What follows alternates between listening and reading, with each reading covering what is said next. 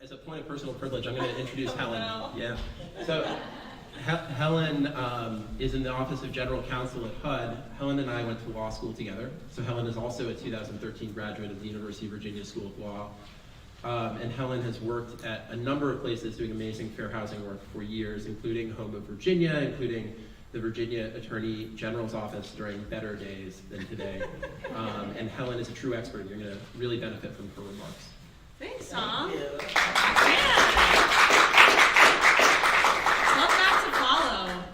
Tom and I were in law school together. I remember meeting him and being like, I hope this dude does fair housing forever, because he's just a fair housing genius. We sat next to each other in civil rights litigation. I think I got the worst grade in that class and he got the best. But here I am today trying to live up to our fair housing ideals of law school. So good morning, I still think. Good morning, good morning. Good morning. Happy Fair Housing Month. It's my favorite, but busiest month of the year. So like Tom said, I'm Helen Hardiman. I'm one of HUD's hundreds of lawyers in their Office of General Counsel. I actually work mostly out of Richmond. And there's about 25 of us, of HUD lawyers, that just do fair housing work. And in those roles, we make sure that our investigators around the country are actively investigating and litigating, if necessary, fair housing cases, Title VIII cases. But we also have a really important role as HUD's lawyers to make sure that HUD is affirmatively furthering fair housing, and that all of the entities that HUD gives money to, which y'all is thousands and includes Arlington, are also meeting their civil rights obligations because we're giving them our tax dollars to do that, right? So it's really important work. I love doing it, and I'm happy to be doing AFFH from HUD. Unfortunately, the presentation is a little different today than I expected when Kellen and NAACP Arlington, thank you so much for having me, invited me to speak today, because last year, I don't know if folks were here, but last year, I was happy to bring to you HUD's Notice of Proposed Rulemaking, the draft rule on affirmatively furthering fair housing, which we've been working on and have promised to everyone is going to be this beautiful planning rule, enforcement rule to make AFFH a reality around the country. You heard from Tom, spoiler alert, that rule is I think stalled is a fine word. I'm not a high enough pay grade to know what's going on with the rule. I know that there are a lot of us that worked really, really hard on it, and it's beautiful, and I hope that it gets published soon. But I can't talk about it. So don't ask me about the final rule, okay? But that's okay, because like Tom mentioned, the duty to AFFH has been in the law. Don't even worry about HUD regulations. It's been in the law since the Fair Housing Act in 1968. This is like old news, which makes it exciting that it has such a strong anchor, but a little disappointing that we're still having to talk about, what the AFFH obligation is supposed to have done. It would have been nice to have accomplished fair housing across the nation 50 plus years later. But the statutory duty is still there, okay? So anyone who gets HUD money still has to do AFFH. There's a lot to still talk about with AFFH, and so that's what I'm here to do today. I'm gonna cover, what does AFFH really mean? It's a lot of letters. Like, what does this mean to take meaningful actions to overcome segregation? Big, beautiful, lofty goal. I want to talk about what it really looks like in practice. Who does it apply to? Who has to do it? What does it look like when people are successful at AFFHing? What does it look like when people are maybe not so successful and they're failing to AFFH? I'm going to talk a little bit about fair housing planning, which is a key feature of most of HUD's regulations, the history of regulations, is how to fair housing plan in order to AFFH. It's really important that jurisdictions are doing high quality fair housing plans, and that folks like the Arlington NAACP are consulting with folks like Arlington and others who are doing fair housing planning. And then, most importantly, I think, how to move from a really good plan that's well informed by community input to actually making the plan happen, right? It's not putting the plan on the shelf, but having the plan turn into money that turns into real change on the ground. Okay, if we could go to the next slide, please. And Tom, we should have collaborated a little bit more. Hopefully it will not be too redundant. But this is sort of the letter and the spirit of AFFH. Everyone knows the Fair Housing Act prohibits discrimination based on race, color, religion, national origin, sexual orientation, gender identity, disability, and family status, right? We all know a housing provider can't discriminate against someone on one of those bases. That's been in the law since jump. But this AFFH mandate has also, again, it's been in the law since 1968. So Congress, noticing all of those years ago how segregated our country was and how dire those straits were, and when they went to pass the Fair Housing Law, they said, also, in addition to not discriminating, you have to AFFH. And that means HUD and recipients of HUD funding have to take proactive steps, right? It's not just refraining, it's taking proactive steps to undo and dismantle patterns of segregation and eliminate inequalities related to housing and access to opportunity for members of protected class groups so they have fair housing choice. That's a lot of words, but it basically means housing justice for people in protected class groups. I think that's something we can all get on board with. AFFH, next slide please, has always, again, you're noticing a theme here since 1968, meant addressing segregation. So now we're starting to really get into like the nuts and bolts of AFFH.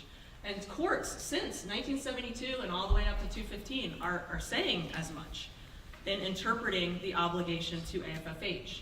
In 1972, court said, quoting the senator who co-sponsored the Fair Housing Act, the reach of the proposed law was to replace the ghettos by truly integrated and balanced living patterns. In 1987, a court in the NAACP case, awesome, shout out, said Congress intended that HUD do more than simply not discriminate itself. It reflects the desire to have HUD use its grant programs to assist in ending discrimination and segregation, not just generally, y'all, but to the point where the supply of genuinely open housing increases. That is what the AFFH mandate is supposed to do, and courts have been saying that forever. Fast forward to 2015, my favorite Supreme Court case, probably for law nerds in the house, maybe y'all too. And this is Justice Kennedy writing, much progress remains to be made in our nation's continuing struggle against racial isolation. The court acknowledges the Fair Housing Act's continuing role in moving the nation towards a more integrated society. Beautifully said, right? Beautifully said. Is the AFFH obligation doing that? Y'all tell me. I live in Richmond. I don't know. Is AFFH happening in Arlington? No. Sounds like Tom teed up a few ways that Arlington maybe has some other things that it can pursue to AFFH, but this is what we're aiming at, y'all, with AFFH. Next slide, please. Also, as Tom mentioned, on early, like first week of his administration, this is how President Biden put AFFH. Quote, the federal government must recognize and acknowledge its role in systematically declining to invest in communities of color and preventing residents of those communities from accessing the same services and resources as their white counterparts.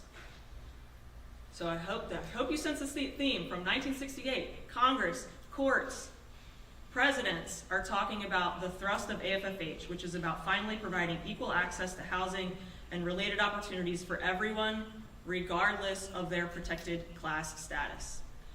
AFFH seeks to create safe, healthy, inclusive communities for all of us. So who has to AFFH? If I can have the next slide, please.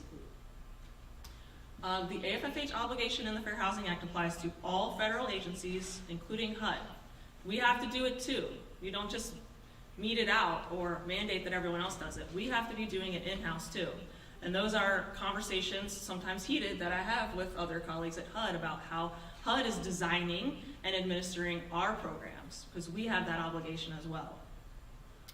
And then all recipients of federal funding and HUD funding. So think public housing agencies. Good to know Arlington doesn't have one. They have to AFFH. They get a significant amount of HUD funding. State and local governments that get HUD funding, like Community Development Block Grant, Emergency Solutions Grants, home funds, HOPWA funds. There's tons of HUD money on the street, and once a locality takes, state or locality takes that money, their duty to AFFH kicks in. So what does AFFH look like in practice? If I can have the next slide, please. This slide gives some examples only. Big disclaimer, just because you do something in the left column doesn't mean you're complying with the obligation, and just because you do something in the right column, the negative sign there doesn't mean you're failing to. These are just examples, but I'm trying to put a little bit more kind of meat on the bones of AFFH. So successfully AFFHing is doing things like examining your policies for effects on segregation. And if you notice that it's perpetuating segregation, that you take corrective action. It's increasing community assets in under-resourced areas. It's expanding anti-discrimination laws. Shout out to Arlington for adding source of income as a protected class. Big, bold, amazing AFFH move, and props to Arlington NAACP for all their efforts there.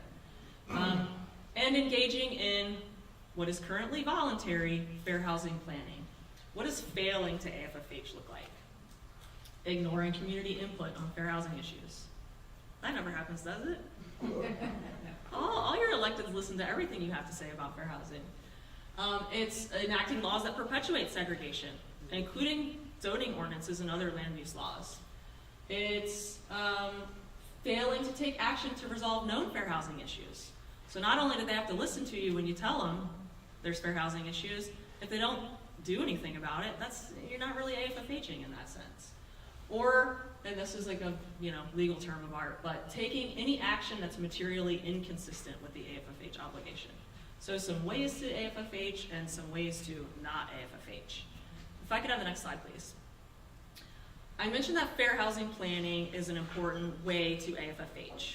It is not the only way. A lot of us, in thinking about HUD's interpretation of AFFH over the years, including the HUD regulations that Tom so artfully covered the timeline of, which is up here, has really focused on fair housing planning. But please, if you learn one thing from me today, and this is something that I preach to my HUD colleagues as well, AFFH is not just about planning, okay? It's about desegregating our communities and investing in ways that open up, equal access to people. It is not about writing a plan and putting it on a shelf, okay? That said, it's important to plan for these things. And fair housing planning doesn't have to be a scary thing, this long drawn out protracted thing necessarily where you're hiring tons of consultants. It really can be something I think much more straightforward, but it's important to do. I'm not going to talk about this, but the HUD regulations over the years have talked about how jurisdictions should undertake fair housing planning. And the last iteration, the Notice of Proposed Rulemaking, contemplates an equity plan, which has a bunch of cool steps that jurisdictions can go through in order to generate their fair housing plan. But let's zoom out and just talk about fair housing planning writ large. If I can have the next slide, please. So fair housing planning really just means answering these 4 questions. This is really at the heart of what fair housing planning is trying to undertake. Who lives there? Who lives in the jurisdiction? And it's not just, Bob and Amy, it's what are the demographics of the geographic area by protected class groups. So you're looking at race, you're looking at religion, you're looking at disability, but you're just trying to get a sense of who lives in this jurisdiction and where do they live in the jurisdiction. Are there patterns of segregation or integration throughout the jurisdiction based on those protected class groups, right? This data is available. Also really important to look at where there are racially or ethnically concentrated areas of poverty. So those are areas with significant concentrations of both poverty and minorities. And that's important because, as you all probably know, it's kind of common sense, but there's a large body of research that shows the problems associated with segregation are greatly exacerbated when combined with concentrated poverty. Okay, second question you're gonna ask. What are the experiences of those protected class groups? Housing and otherwise. But you're really drilling down here, where is the affordable housing? Or lack thereof, it sounds like, in Arlington. Both to rent and purchase. And Tom, I'm glad you mentioned homeownership. That's really important. Where are the homeownership opportunities in Arlington? Where are people using their housing choice vouchers? What kind of shape is the housing in the affordable housing? I worked with Kellen on a particular property in Arlington that shall remain nameless. It was arguably affordable, but it was not in very good shape. Is affordable housing accessible to individuals with different types of disabilities? Very much a fair housing issue. And are people being displaced from affordable housing as neighborhoods change? In addition to just looking at the housing experiences of people by protected class, you also want to look at community assets, right? So what's near folks? Grocery stores, healthcare providers, well-resourced schools, clean air and water, libraries, parks, and the like, and are all those things accessible to individuals with disabilities? So who lives where, what are their experiences, and then so that you're just sort of surveying the jurisdiction as a part of your fair housing planning, and then you turn to the why. Why are those people experiencing discrepancies in housing in those community assets? Is discrimination rampant? Do some places receive more private or public investment? Are zoning laws keeping certain areas cut off from others or preventing the development of affordable housing? Like, why are the circumstances as they are on the ground? And then, of course, any good plan is only as good as its implementation, so you have to know what can be done about it. What can, for example, Arlington do about these patterns? And jurisdictions are very different, have different resources, and different fair housing issues, so that's up to you all to help Arlington figure out. There's no magic answer, right? This is not a perfect formula or equation that you can just put into a system and it tells you what to do. But that's fair housing planning. You just have to answer a few questions, right? You should be able to do that in like a week or so. No, I'm just kidding. It's usually a much bigger undertaking, but this is like the heart of the plan. This is what you're trying to get at. If I could have the next slide, please. And there's a wealth of information on which to draw while seeking to answer those questions. So there's HUD provided data from a bunch of other sources. I'm not much of a data person myself, but I know that there's a wealth of information publicly available, both from federal sources and local sources, that can help you answer some of those questions, including all the demographic stuff, all the housing condition stuff. That information's out there. Really important is that all of those different iterations of HUD's regulations that set out how to fair housing plan, they have always emphasized the need for robust community engagement. So it's not go into a conference room, run some census numbers, and come up with some answers. It's get out in the community, talk to your people, have meetings at accessible places in different languages, and listen to folks tell you about fair housing issues. And the NPRM, the proposed rule, has a big, beautiful community engagement section. So HUD continues to emphasize the importance of community engagement. And y'all know these things. They should be listening to you. Some examples of local knowledge that can come from community members. Information about people who reside in the jurisdiction or region, like the number of people with disabilities, types of disabilities, major redevelopment plans, source of income ordinance campaigns, right? These are things that are happening on the ground that people know about and that anyone conducting a fair housing plan should be reaching out to figure out. Finally, HUD has always also emphasized collaboration across jurisdictions. And this is important because so many fair housing issues, as y'all know, cross jurisdictional boundaries, right? Fair housing issues, lack of affordable housing doesn't just stop at the border of Arlington. And so collaboration in fair housing planning can include between state and local governments, between local governments and towns, between local governments and public housing agencies, so that they can all kind of bring their resources, experience to bear. And then we're going to turn to goals, but it's awesome to have collaboration in the fair housing plan because then you have multiple players bringing multiple streams of resources to actually turn the plan into a reality. Okay, can I have the next slide, please?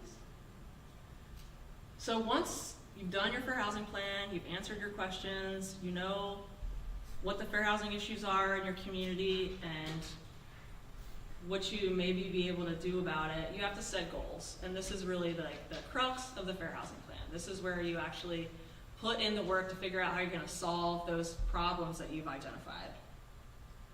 So before discussing some examples of fair housing goals, which is I want to really dig into, but that will be the end of my presentation, is some examples of fair housing goals, because we talk about a lot like AFFH, what does it mean? I'm going to give you like what it means on the ground.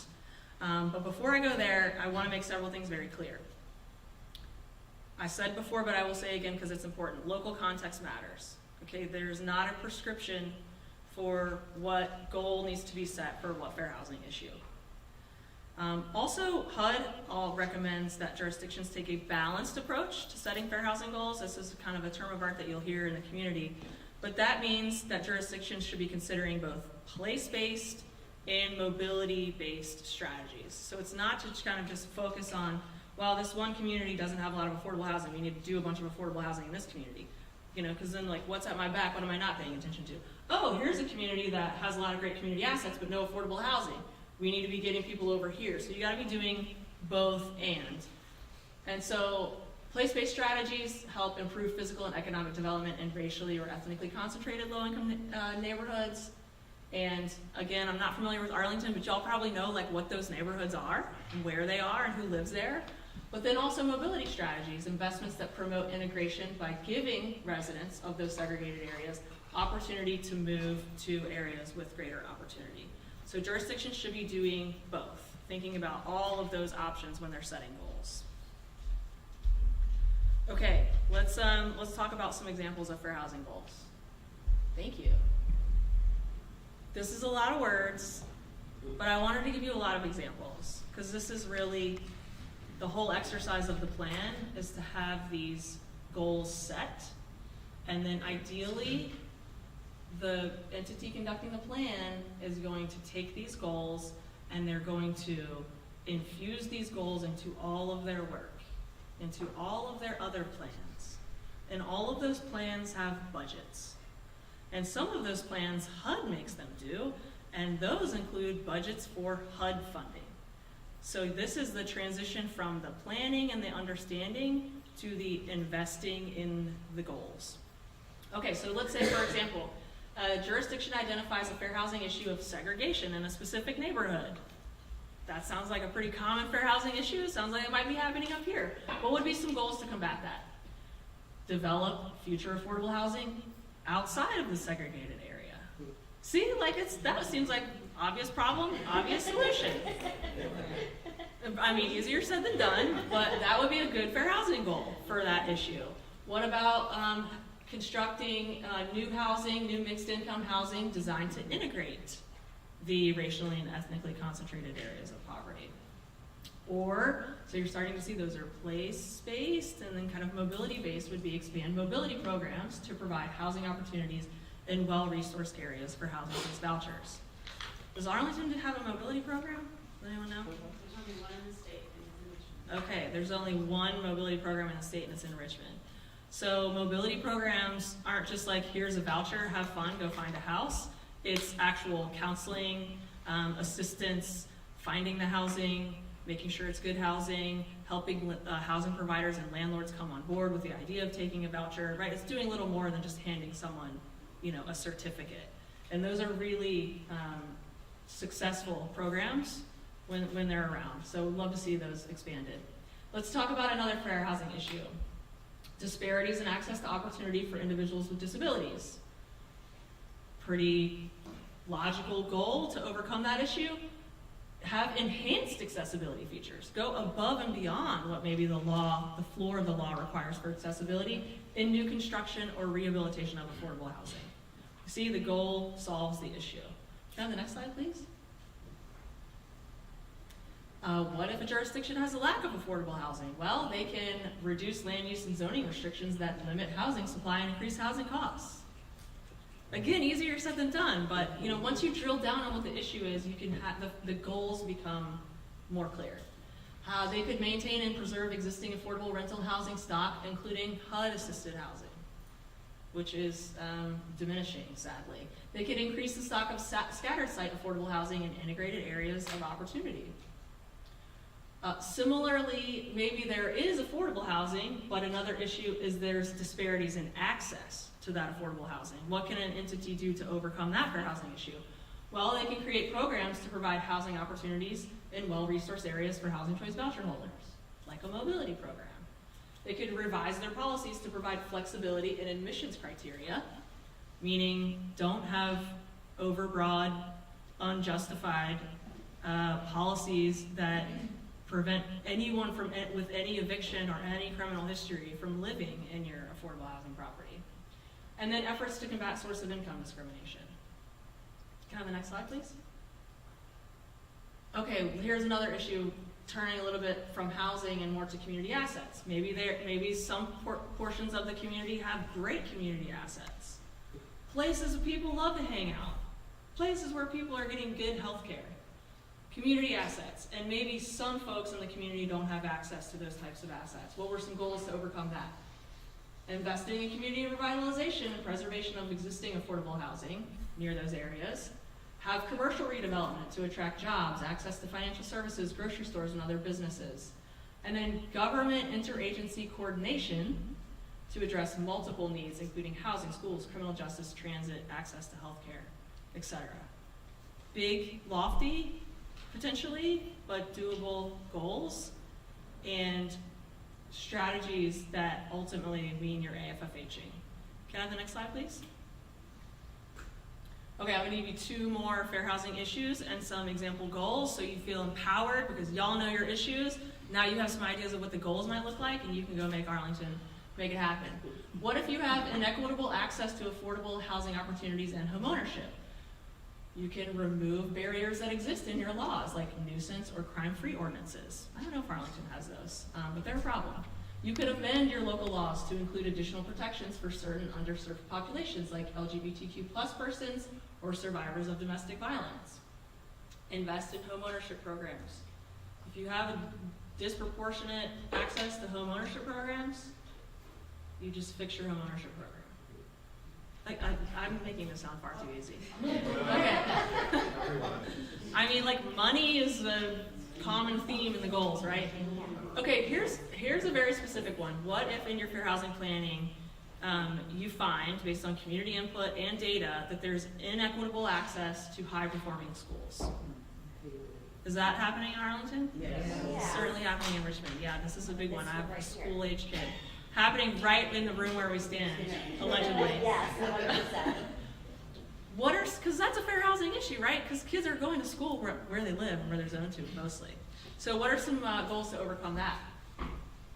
Realign school district boundaries, school zones, or school feeder patterns. That'd be a big deal, right? But It's a fight in Arlington. it's a fight everywhere. The biggest fight. It's the biggest fight. I know. There's something about education and kids. Yeah, it's emotionally charged. But this is something that jurisdictions can do to AFFH. And they have to AFFH. So they should be doing this if this is a genuine fair housing issue in their community. Or increasing, here's the money one again, increasing funding for schools in racially and ethnically concentrated areas of poverty so that all schools, which I think should be the case, all schools are well-resourced no matter where they are. So I'm gonna conclude here, having given you some hopefully high-level AFFH stuff and nitty-gritty weedsy AFFH stuff. You can do my final slide, pretty please. Just by, again, wishing you happy Fair Housing Month. In line with HUD's theme this year, I did not write this, but it's good. Fair Housing, the Act in Action. I'm really pleased to be here today with you all to reaffirm the Fair Housing Act's commitment to do more than just prevent discrimination. Just as the Act's sponsors called us to do in 1968, we must take proactive steps to move our whole nation to a more integrated, inclusive society so that someone's race, color, religion, national origin, sexual orientation, gender identity, family status, or disability does not dictate where they can live and what opportunities they can access. And I'm happy to take questions if that's appropriate. Yep. We have 15 minutes. Thanks, y'all. for any questions.